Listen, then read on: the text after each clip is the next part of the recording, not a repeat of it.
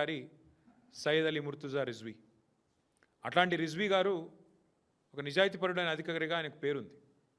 అట్లాంటి రిజ్వీ గారు కూడా ఈరోజు దాదాపు 10 ఏళ్ల సర్వీస్ ఉండగానే వాలంటరీ రిటైర్మెంట్ తీసుకునే స్థాయికి వచ్చింది.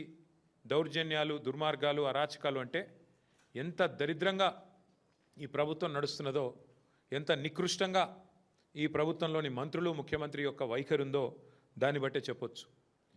ముఖ్యమంత్రి గారి అల్లుడికి ఓ టెండర్ కావాలంట ఎక్సైజ్ డిపార్ట్మెంట్లో.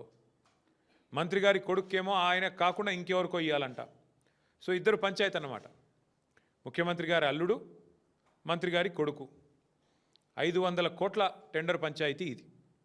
ఈ టెండర్ పంచాయతీలో మధ్యలో నలిగిపోయిన రిజ్వీ గారు ఇవాళ 10 సంవత్సరాల తన సర్వీస్ను వదులుకొని నాకు వద్దు ఈ దౌర్భాగ్యపు ప్రభుత్వం, ఈ దౌర్భాగ్య పరిస్థితి అని చెప్పి రాజీనామా చేసి వారు వాలంటరీ రిటైర్మెంట్ పెట్టుకొని తప్పుకునే పరిస్థితి వచ్చింది. వాలంటరీ రిటైర్మెంటు ఆయన పెట్టుకుంటే, అప్లికేషన్ పెట్టుకుంటే ఇది బయటికి ఎట్లా వచ్చింది వ్యవహారం మొత్తం కుంభకోణం అంతే. మంత్రి గారు జూపల్లి కృష్ణారావు, ఎక్సైజ్ మంత్రి, ఆయన ఈ ఉత్తరం రాసిండు.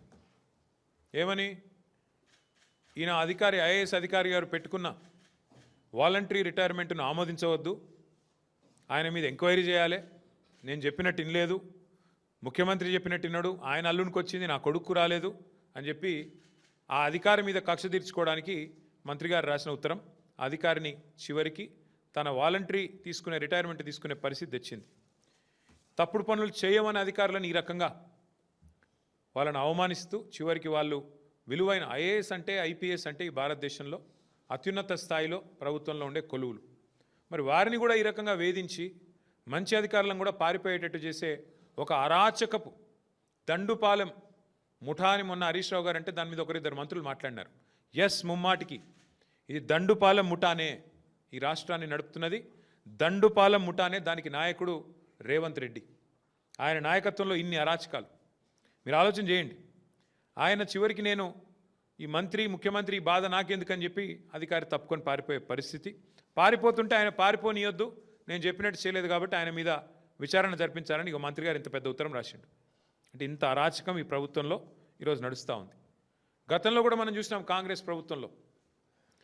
గతంలో ఉన్న కాంగ్రెస్ ప్రభుత్వంలో ఆనాడు కూడా ఇట్లాగే అధికారులు మరి అప్పుడున్న ప్రభుత్వాలు చెప్పినట్టుగా చేస్తే చివరికి వాళ్ళు జైలుకు పోయినారు.